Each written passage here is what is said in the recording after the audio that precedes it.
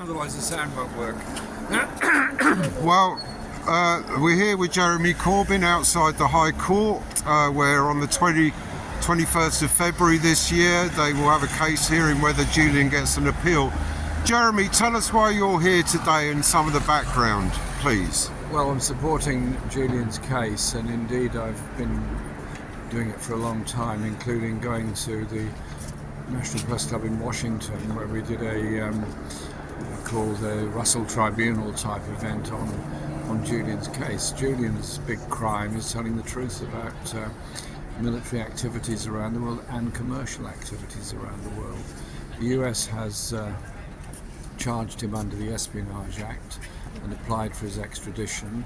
Initially the extradition request was refused, and then on appeal it was granted, and then there's been a second case taken, and that is going to be heard on the 20th and 21st of February here at the World Courts of Justice.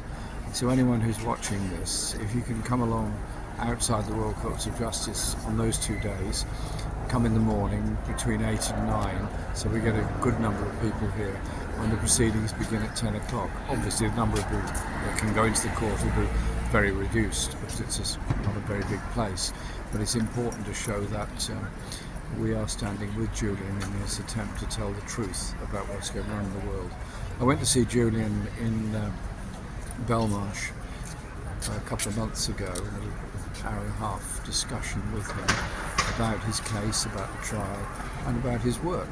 And one can only be impressed by his intellect, his ability, his knowledge, and his sheer determination to make sure that as a real journalist he will tell the truth without fear and without fail. And Jeremy, the latest developments on the World War III front, do you have any comments about the attacks in Yemen by the British and the Americans? This is tragedy repeating itself in short order. I remember speaking at one of the earlier Gaza demonstrations in late October, and I said, unless there's a ceasefire and a process that brings about justice to the Palestinian people, this will spread into a conflict in the Mediterranean, in the Red Sea. Obviously I hoped it wasn't going to spread. We now already have bombardment going on of Yemen by British and American forces, and it's only going to get worse. And so the necessity of a much wider peace agreement across the region is more urgent than ever. Are we to become simply a country that bombs others, or are we going to become one that actually supports the peace process? That means justice. I was in The Hague this week to witness the South African application for Israel to be arraigned under the Genocide Convention, and they put in excruciating detail in 3.5 hours, they go throughout the case of Israel's genocidal acts in treating the Palestinian people as a whole and trying to remove them from the Gaza Strip. Well, there were some comments made earlier, and I've looked through some of the indictments presented by the South African lawyers, and it's very much appears that they're condemned by their own words in terms of the cabinet members and the Prime Minister of Israel, in terms of words they've actually said where they're condoning the genocide.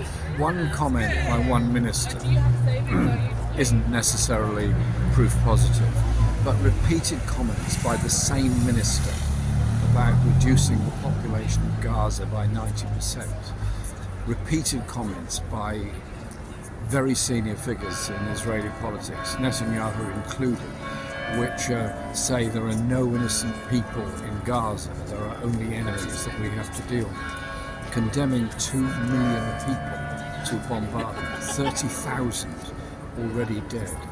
And I dread to think of the number of bodies that will be found under the rubble. 75% of all housing has been destroyed. Every school has been hit, most of them completely destroyed.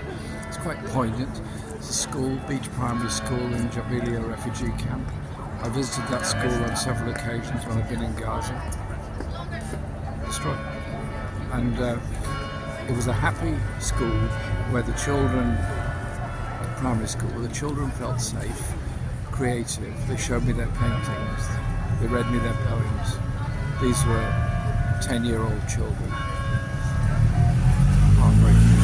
At a human level, stand by the Palestinian people. And thank you to those very, very brave people in Israel who also signed the application to the International Court of Justice in support of the South African claim of genocide. Thank you to them, and thank you to those that have been brave enough to try and demonstrate against the continued occupation of Palestine. Well, thank you to Jeremy Corbyn MP, one of the few sane and rational voices for peace here in the UK, and one of the few voices who've actually spoken up in support of those who are being the victims of not only American, British, NATO and other allies, but the good people here today as well who are protesting what's happening in Gaza and indeed what's happening to Julian Assange. Tens and tens and tens of thousands of us.